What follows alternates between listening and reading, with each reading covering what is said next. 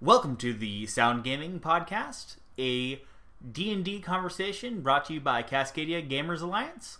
I'm your host, Brendon Faulkner. With me is my co-host, Kyle Morton. Hey Kyle, start the show. Yeah, sure, you betcha. You kind of touched on it a little bit, but how would you describe what we actually do as admins? Rolling dice and hoping for the best. It's more to that. I did kind of want to touch on this though, because what this has become for you, me, and Stephanie is that is kind of the big topics here. Yeah. Kind of what's going on and how just kind of the overall concept. We talk about this constantly. We have an ongoing admin chat, and I tried to get back to the beginning of it to take a screen cap to show, hey, look, this is when it started. And we couldn't. It took me 3 hours. 3 hours of back 3 scrolling? hours of back scroll a little, it loads. Back scroll a little, it loads. Yeah. So, oh God. just a year of us talking is absolutely just been monumental. It's been challenging personally.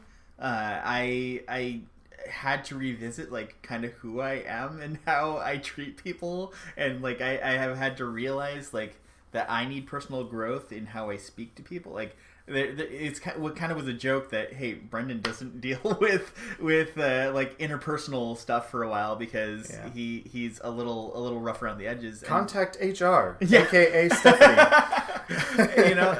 But it's affected me on just such a profound level, and I know that kind of growth is good for anybody who gets involved. Right. Which is something that we need. We need more people to get involved. Even though it's challenging, it's absolutely one of the most worthwhile. And I don't just mean get involved as far as hey, come to a game. I mean we need some help. Yeah, volunteers, people to help run events, people to help just general but that's a topic that could be a podcast in and of itself. Yeah. If you guys happen to feel like you want a little bit of an insight, or maybe I don't know, if you just want to know what it takes to help make this group run, we're always looking for people to help. Absolutely. Reach out. We can find something for you to help with. There's always something to do. So I'm gonna talk about something that is a little rough, and it's something that I don't want to say has been my disappointment, but it's the other hope that I have that hasn't come to fruition yet, right? Which is that I'm writing, but there's a level to which I could be writing that's much probably higher, more professional, and just getting published on D&D Beyond is currently a goal of mine. I haven't done it yet. I don't know why I'm scared to try to figure out what the technical writing side of it, as far as making it as polished and as the other published works that I've seen. And I feel like I need a mentor or somebody to be a writing partner. And, I put some feelers out there on Facebook. I haven't gotten anything back yet. I'm really hoping to find somebody who can work with me on that writing side of things. Just be a part of that creative community. And the reason that I say that is because we have our next Discord game coming up. For those of you who don't know, Roanoke was a 3-week-long, 24-hour-a-day persistent game that ran this past summer. Oh, yeah. And it was some of the most fun I've ever had in my life doing it, but it was also some of the most stressful, crazy times that I've ever had as well. Just trying to coordinate with other people to get kind of... I consider it an alpha at this point. Because I didn't understand everything that would be required to kind of make that happen for people. The people who did play it love it, and they still talk about it to this day. And they, like, some people even tried to kind of go off and continue just having that relationship online. It really requires some oversight. It requires kind of a general direction for people to go in the game, and it requires people to be like DMs, because I was running with multiple DMs at the same time. It requires those DMs to have the time to work on a project that intense, which is hard, but so much fun. Yeah, there's a lot of really positive things came out of that. The DMs who did actively participate really had a blast. The players had a blast. They built friendships that are enduring, which is the coolest thing. And something I found really, really interesting is just at our last one shot, the December one shot that we literally just had, you finally actually met one of the players in the flesh. I have a player from it in my every other week game. Okay. Lindsay. Yep, she was from that. She was from that. That's how I met her to begin with, and now she's one of my regular players. And like, I just met her husband and her for coffee the other day, and having these people in my life is amazing. Having new friends and just having that opportunity to kind of build more relationships and more community. Like, this is the point. This is the point of it all. But it only comes with stellar content, and I believe that is a thing that we need to work on in CGA, is continuing to provide more opportunities for putting out just amazing experiences, ones that think outside the box. We have weird plans, and those weird plans just end up being or you might so say much fun. Think outside the die. Yes, think outside the die. Yes. So the thing that we're kind of like weirdly alluding to is that I combined bowling with D&D. Indeed. And I'm not a bowler. I'm not.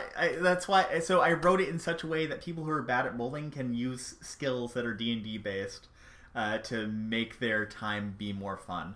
Yep. It was kind of my first venture into game crafting. And like mechanics building. Like entirely from the ground up, building something that wasn't there before. Right, and I remember you were definitely coming across some degree of frustration when trying to discover the mechanics, how to make it fair, how to make it work properly without like insta-killing people. Yeah. That just touches right back on to how nice it would have been to have a partner or a group of people. I mean, you, Stephanie and myself tried to help as best we could. Sure. The mechanics side of things, I wasn't real sure of. Like, I mean, I didn't have a real understanding of D&D in order to be able to properly translate the concept of that over to a bowling type event, which now it makes more sense. Yeah, so like the general idea is that you're fighting a monster for the length of the frame. You have other people on your team, and you're kind of competing against other teams to get the most gold by the end of the game. When you roll your ball, the pins that you knock down is damage done to the enemy, and the pins left standing is damage done to you. We're working on it to be a thing where you kind of keep track of your own health, and you have a character sheet, and there are kind of storyline points borrowed extensively from The Big Lebowski, which is one of my favorite movies of all time, which is also very bowling centric. And yes, you do need to eventually watch that movie, Kyle. Yeah. Plot twist. Watched it. Oh! Immediately discovered every single plot point. And I was like, cool. Oh, okay. So not quite as creative as I thought, but still really fun. I mean, like, it's maybe not parody, but it's kind of a tribute. How about like a reskin? Sure. Yeah, you could put it that way. So if you like pop culture, if you like D&D, if you like bowling, if you only like one of those things, you will probably still enjoy all of them being brought together, which I did in order to celebrate our 1 year together, which is going to be our social in January. Absolutely. And man, am I excited and nervous to see how that turns out. Yeah, I mean, at the end of the day, though, you're going to. It's going to be one of those things. You're going to have. It's a new thing. Mm-hmm. Aside from a very brief, incomplete test session we did to test the mechanics, which seemed to work out pretty well. A couple of modifications need to be made here and there, but just a few numbers to move around. That's nothing we can't work out. But the turnout, the actual event, how it will happen, it's going to ultimately be. It's going to be defined as it happens. Yeah. And one of my things that I've always tried to just enter something like this without, I don't know, without trying to kind of, I guess, tarnish the appearance or the experience. I've always had an experience of just, regardless, it's happening, which means that'll be a positive thing. Okay. It's just a case of, hey, we made this thing, we're going to make it happen. Yeah. It's going to be fun because we're all going to be there and hanging out, and it's going to be a blast, and we made it, and we will celebrate 1 year, and then whatever happens in the event, whether we have a blast and the mechanics work out great, or if there's a lot of confusion and people don't know what they're doing, it doesn't matter. It's still going to be a great time because we're all going to be having a fun time at a CGA event and celebrating just a year of the community. A year. We have been doing this for a year. Right? Oh, gosh. All the headaches and all the craziness and all the joy. Just, oh my gosh, it's overwhelming to think about. But I'm excited to be doing it. And I'm excited to see what comes kind of next out of this. Yeah, absolutely. So our growth rate has been freaking phenomenal. We hit 100 after 6 months. We're on track to hit 200 after a year, and it looks like this community is doing pretty well. It's real healthy. Just from here going forward, it's just bringing this into new mediums and bringing this in front of people in different ways. So finding largely we've been word of mouth. We haven't really had things where we're advertising too much. Like I boost posts on Facebook sometimes. We have little bits and pieces of ways that we get the word out. We printed out some flyers at one point. But we are looking for ways to let people know who we are and what we're doing. And so that's one kind of feedback that I would love to see happen. Is if you have a way of getting us out there. We were talking at one point about maybe getting on a radio station. We're still working on hammering those ideas out. If we do get an interview put up, we'll definitely find a way to link to it so that you guys can listen to it on Facebook. But yeah, if you have an idea on how to kind of get the word out for what we're doing and who we are, please let us know. Absolutely.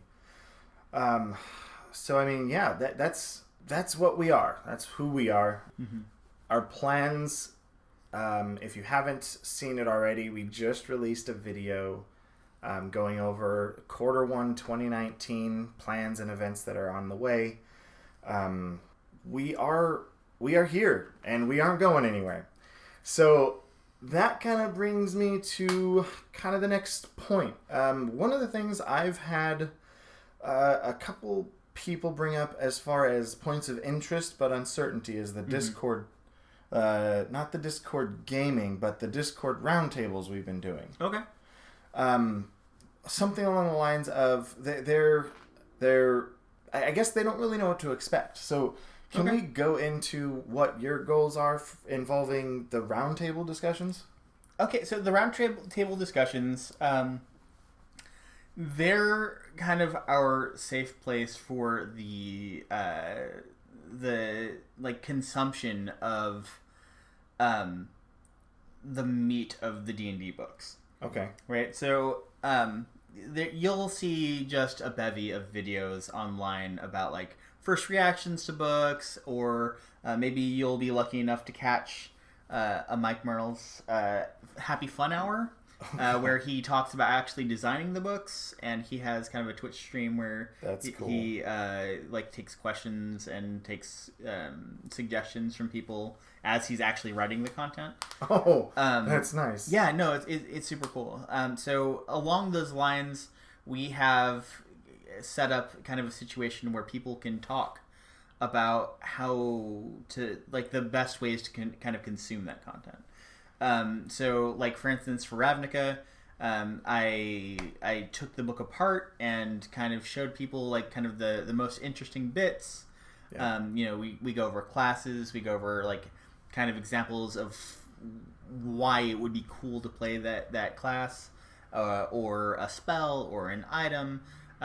Basically, it's taking all of the work that Wizards of the Coast put into the books and finding the bright spots to say, this is worth your time. This is worth thinking about. This is how this aspect of the game can have a hero moment in your session. Yep. And that's what I really want to do for everybody, because there is just so much inspiration that can come from, reading those item descriptions or reading about a monster and kind of get your imagination going for how you might use it. So I have a project I'm working on. I'm working on talking about a bunch of items, and that's kind of a passion project for me at this exact moment. I've been thinking about it a lot. So, for instance, I have one that I want to talk about. One item? One item. Just one item. That's not the next Discord, but right. February's Discord. February's Discord. Yeah, February's Discord is going to be explicitly on items and just takes on items in general. Yeah. So, go ahead. Bring it up. Okay, so there was, like, in and amongst all of the books that came out this like leading up to Christmas, because they just pumped all of the awesome into our hands, between Waterdeep and Mad Mage and now Ravnica. My God, there are a lot of new content out there. So they snuck in one like smaller module that is kind of set up to be used to promote their charity. So, like, when you buy this module on D&D Beyond, they match the price. It's about Qualish, and he has a couple of items in the DMG that make him sort of a character to kind of like have that kind of connection. Like, his name has been mentioned. Like, I do that sometimes with my D&D sessions. Like, before Mordred Kanan's came out, I actually had Mordred Kanan in one of my sessions. Oh, did you? Yeah, because like it's just kind of a cool throwback. It's a way to kind of honor the roots of D&D. So they have one about a lich named Qualish, Kwalish, and so in this module they have an item called the Polymorph Blade. The Polymorph Blade. Yeah, the Polymorph Blade. Okay. Yeah, let's hear what this one's about. So it's a weapon. It's very rare. It requires attunement. When you attack a creature with this magic weapon and roll a d20 on the attack, the creature must make a DC 15 Wisdom saving throw in addition to suffering the attack's normal effects.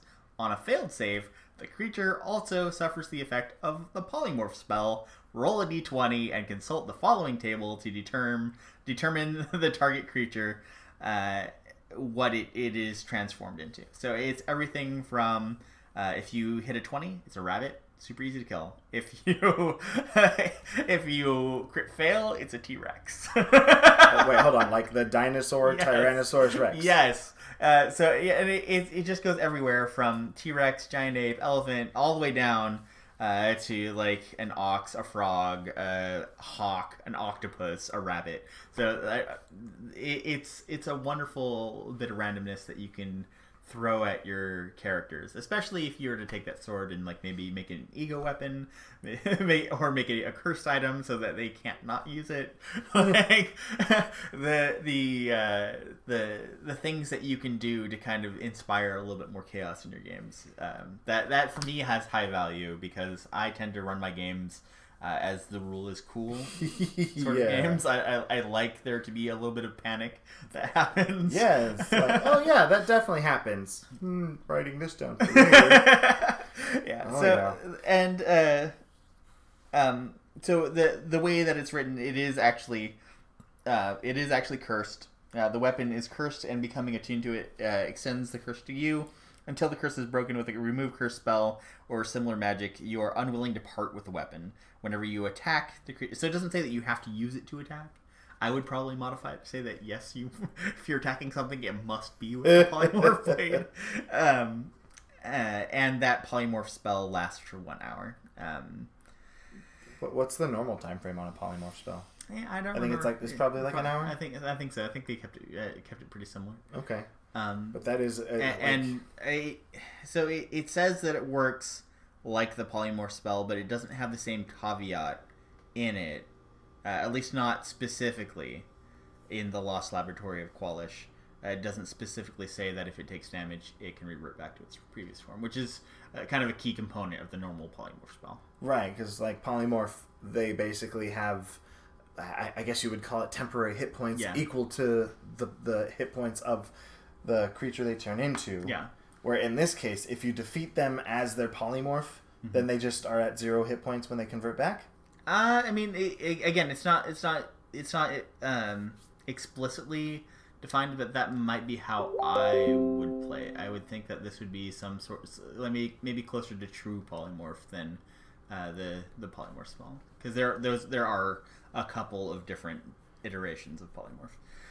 But yeah, that's one item that I wanted to kind of show you why it's fun to learn about items. Right. Like, God. Like, I was randomly going through the list, actually preparing for your one-shot, and one of the things I was considering taking was the bag of beans. Oh, okay. Tell us about the bag of beans. Like, I don't know how many people on the stream already know of this, or on the podcast, but I'm sure it's not exactly an abnormal. It's not like a recent one, but you basically have a bag of beans, and at any time, if you dump the bag's contents out on the ground, they explode in a 10-foot radius.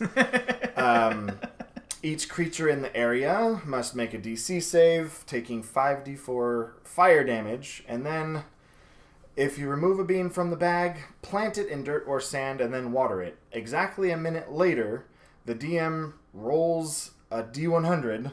Oh no. And one of the following effects happen, and it just goes through a list of like 12 different effects that happen. Yeah. On 100, you get a giant beanstalk that sprouts, growing to a height of the DM's choice, and the top leads to where the DM chooses. And then like on a 50 or something, like here's on a 2 to a 10, a geyser erupts and spouts water, beer, berry juice, tea, vinegar, wine, or oil, DM's choice, 30 feet into the air for 1d12 rounds. Oh, that's amazing. And then you have stuff like... It's oil and it catches on fire. Yeah, like you're in the middle of fighting a fire dragon. Yeah. And now there's this geyser. Good job, guys. It's oil. Have fun.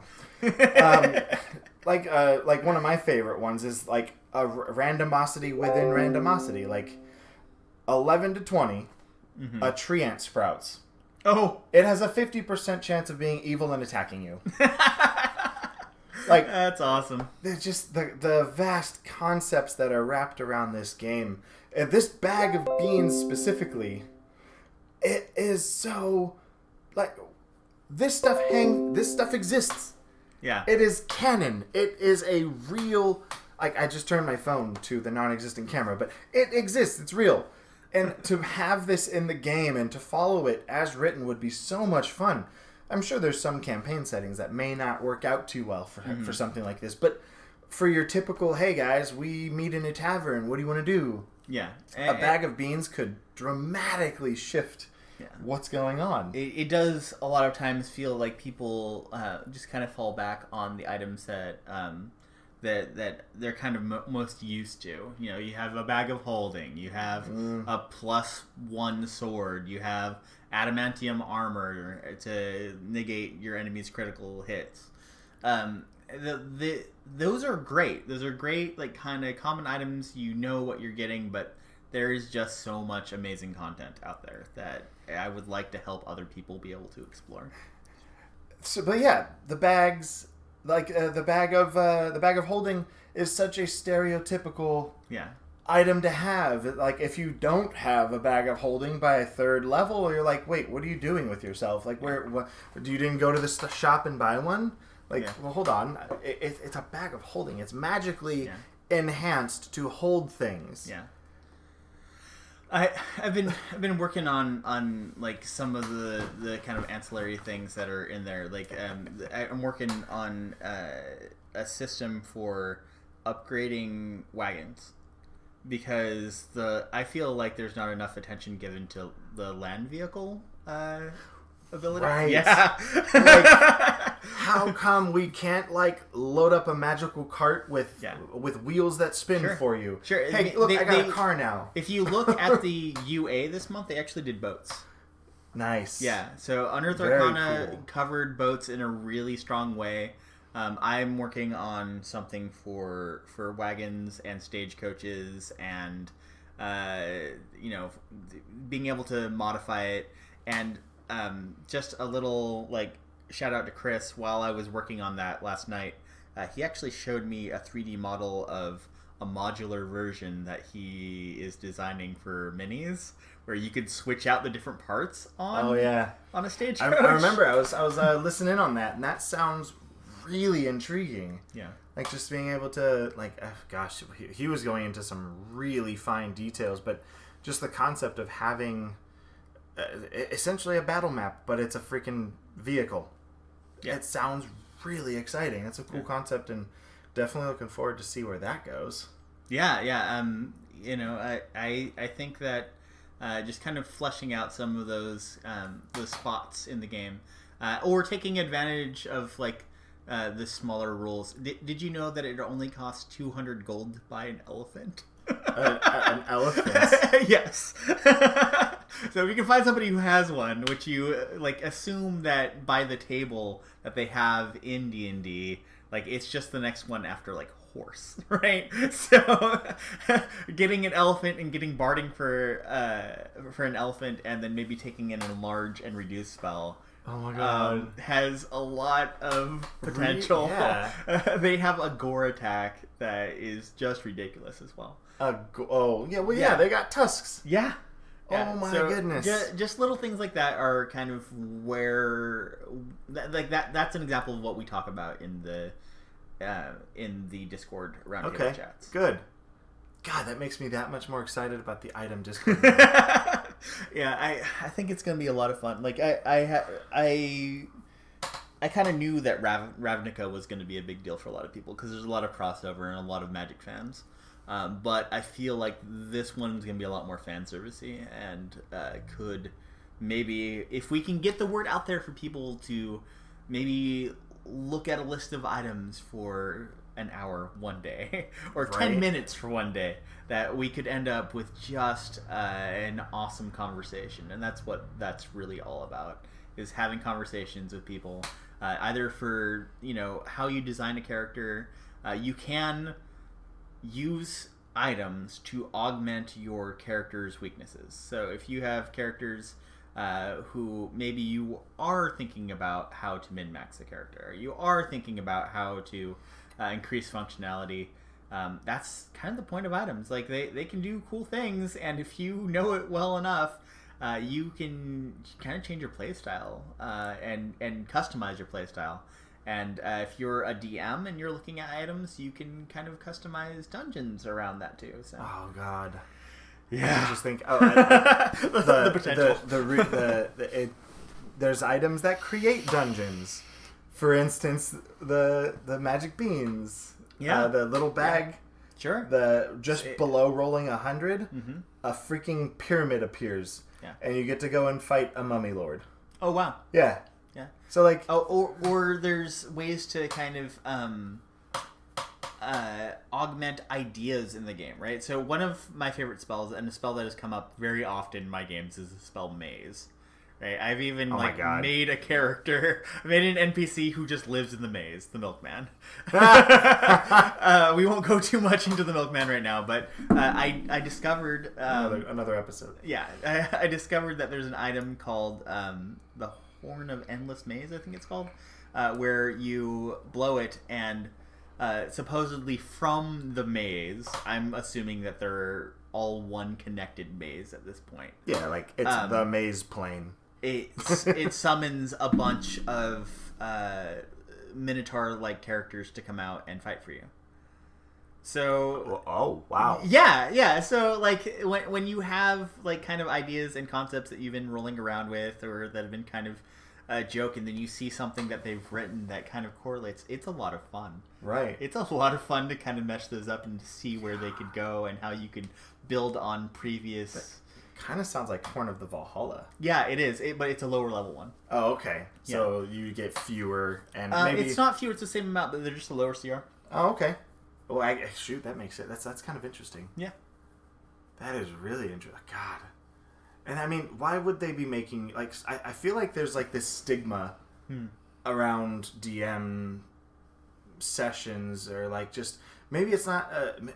Maybe it's just one of those unspoken things that people are afraid to bring weapons, or afraid to bring an item that their DM won't align with. Yeah. Which brings up another point that we'll probably touch on either later or in another episode. But like, why are we so like? Why is there this weird like stigma to I'm not going to use weird items unless I can, unless I get. Like some pre-authorized, or because people just assume they can have a bag of holding, and they can assume they have a +1 short sword, or whatever the case is. And I'm sure those are pretty common to take because mechanically they do a lot to help the game along. But at what point would you say it's okay for somebody to like elaborate a little and get creative? There might be some kind of fear of learning new content, or. Like some sort of like just like mental trepidation about kind of rolling it in and being disruptive, maybe. But I think that's kind of like there's no wrong way to play, but if there is one, it's that. Being disruptive? No, being afraid of being disruptive. Right, like I would much rather be disruptive and then have the DM tell me to tone it down. Yeah. Like I'm totally cool with coming in with a sword of vengeance and then being like, why don't we just make that a +1 sword? It's like, cool, whatever. Yeah. That's fine.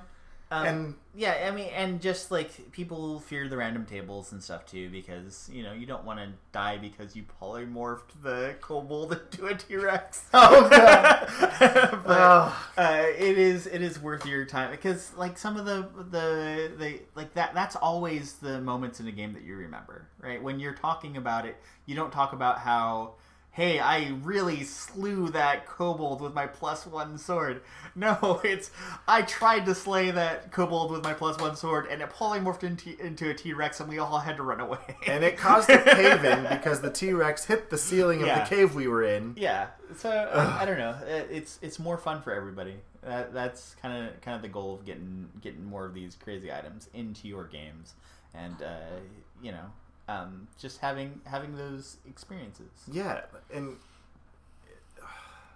that's why I am so baffled that there are so many hundreds and hundreds of items available. Yeah.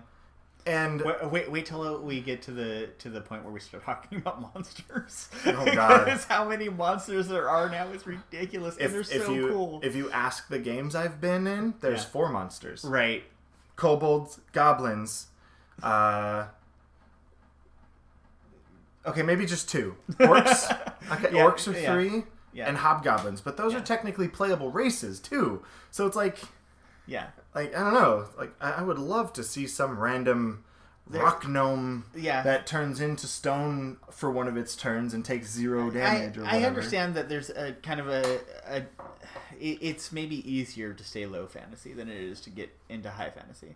and like, you know, like a world that feels more realistic, where the magic is hidden, can make for, you know, some compelling stories. Yeah, that's actually the game I'm in now. Yeah. It is. If I could take a brief moment just to kind of describe the game that introduced me to the world of D&D, which honestly, if it weren't for Ryan and his ingenious creativity with this world he's designed, I may not have been so heavily thrusted into the world of D&D as I was. Yeah. He's got a relatively low magic in the sense that like Salem witch trials type. Sure. And there's definitely an underlying magical presence, but the vast majority of the common that we are currently residing in just doesn't think it exists, and it should be banned. Or it's not that it doesn't exist, but it's like that taboo thing, and we have to make sure we don't associate it with it, because then those that be will... That's how George R. Martin handles magic in A Song of Ice and Fire as well, which I can respect that idea. I'm just not serious enough. Oh, wow, yeah. Yeah. Thinking on that, you're right. Yeah. Because magic definitely exists and is real, but most people are like, it's not that real.